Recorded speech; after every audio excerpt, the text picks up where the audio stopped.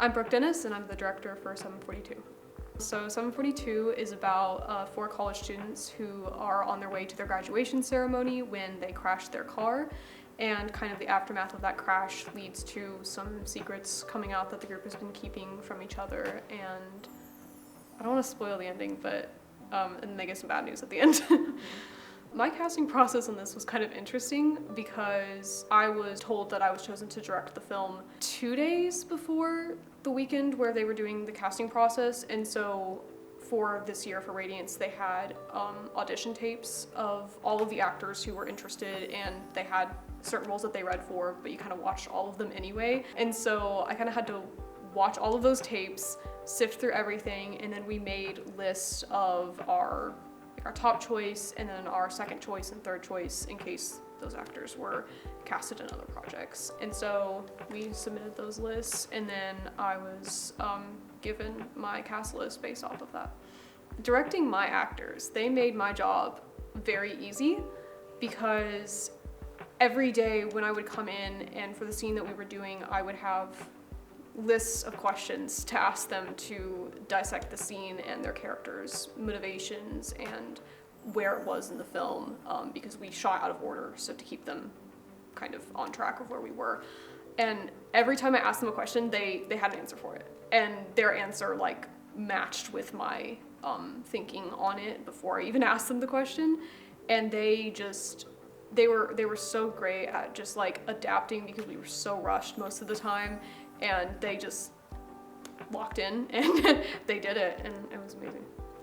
I would say one of the biggest challenges I faced on this set in particular was a lot of time constraints. When we were filming, we'd have many pages of dialogue that we would only have a few hours to shoot, which is not ideal, but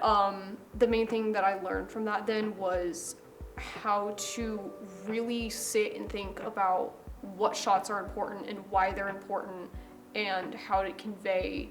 the most with the least amount of shots and the most intentional choices that I could possibly be making. I think throughout this project I tried to see unexpected changes or things going wrong in general as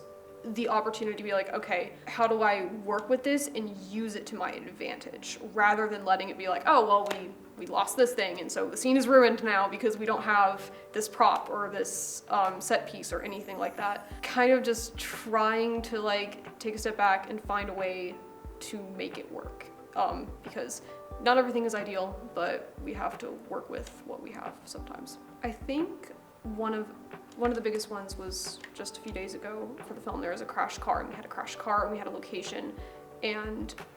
we were not able to go look at the location or the car before we shot because it was in Columbus, and it was 2 hours away, so for someone to go and check that out was not possible. And so when we got there, the car was in a state to where we could not put actors in it because it was not safe, and so we had to rethink this entire big final shot that we had and try to find a way to make that work when they were supposed to be in the car and we could no longer put them in the car. And so finding a way to make that work was one of the biggest changes that I had to try to figure out on set. I think if there's anything I would have done differently for myself personally would have been even more planning ahead than I did, because it felt like I did a lot, but then there was, because of our three-week filming blocks that we had this semester, the turnaround between weekends was unbelievably tight. And in that week, inevitably, 500 things would go wrong, and we'd be scrambling to figure things out for the next weekend, and then sometimes some other preparation that I would have liked to do kind of got lost, and so I would have, even more than I already did, even more planning, even more analysis, dissection beforehand, rather than letting things get really busy at the end and not having time to do as much of that as I would have liked. The one I would say that best defines the film is there's a shot, it's the penultimate scene of the film, and it's the 4 of them and the 4 main characters, and they've just had an argument, and there is kind of a moment of one of them sitting alone, and then the other 3 kind of slowly come in and sit down with him, and then there's just kind of a moment of them just being together after they've just had a really big argument, and that I don't know if anything in particular inspired that. Like, I didn't have like a particular reference or anything for it. It was more of just like that moment in the story needing a moment to sit and breathe, and of why I put that shot in there. There's like good days for different reasons. It was a fun day that shouldn't have been fun, but it was, because we were shooting outside at night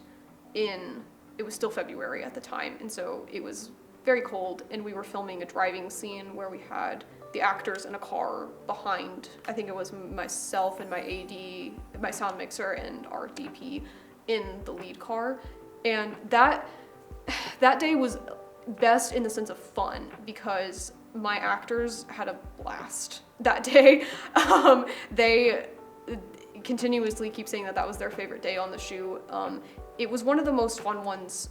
I felt like, for me, in the sense of like a little bit of bonding with the cast. And we were just kind of having fun because we had walkie-talkies, and I could hear them over the monitor for the sound. And it was just, they were just singing and making jokes the whole time, and they've come up with a little nickname for me, which I can no longer get away from. It's in all the promotional stuff now. But that was the best day in the sense of it should have been horrible because we were outside and it was cold and it was late, but everyone was just having fun. And even though I wasn't necessarily particularly happy with the shots that came out of that, I liked the crew and cast like kind of all coming together and making that day happen. What was a funny moment from set? There's so many. We need a blooper reel from this. One of the first ones that I think of is we were shooting a big argument scene actually in the film, and we were going back in and picking up a bit with a lighting effect that we had missed in like the big long take of it that we were doing. And we're just doing the take, and the actors get through the part where they're supposed to just be doing this, picking up this one little bit of dialogue. And then, I think it was Will, at the end of this take, because they knew we weren't gonna use it, he just like turns around and they do this stage combat thing and like fake punches the other actor. Actually it might have been Cleo punching, I don't remember who it was, but it was just at the middle, randomly in the middle of this take, and they're like fake punching each other, and at first you don't realize it's fake, and you're like, why? Because they're arguing, and it's like building up to that in the scene. I'm like, oh, that was a choice, but they were just messing around. But they